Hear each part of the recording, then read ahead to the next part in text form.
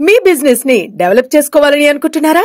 అయితే వెంటనే మీ పబ్లిక్ కోట్ న్యూస్ ద్వారా L band ad, Aston band ad, scrolling ad, ad with voice over, logo bug ad, video ads ద్వారా మీ ads ని పబ్లిష్ చేసుకుని మీ పరపతిని పెంచుకోండి.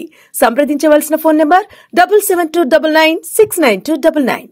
ఏపీ, తెలంగాణ రాష్ట్రాల్లో కురిసిన భారీ వర్షాల కారణంగా పలు ప్రాంతాలు వరదలతో దిగ్బంధమైన విషయం మనకు తెలిసిందే.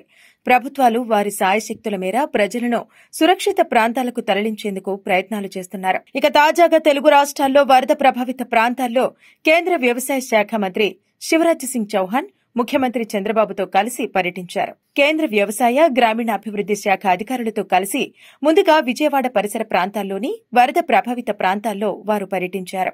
అనంతరం ప్రజల్లోకి వెళ్లి వారి పరిస్థితిని శివరాజ్ సింగ్ చౌహాన్ స్వయంగా అడిగి తెలుసుకున్నారు. ప్రధాని నరేంద్ర మోదీ ఆదేశాల మేరకు వరద నష్టం పరిశీలనకు వచ్చానని, రైతులు ఎవ్వరూ కన్నీరు కార్చవద్దని భరోసా కల్పించారు.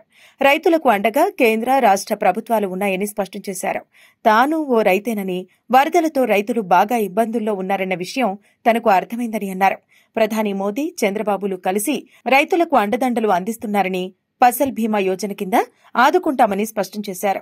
మరోవైపు శివరాజ్ సింగ్ చౌహాన్తో విజయవాడలో ప్రజాప్రతినిధులు సమావేశమయ్యారు. వరద పరిస్థితులపై కేంద్ర మంత్రికి వారు వివరించారు.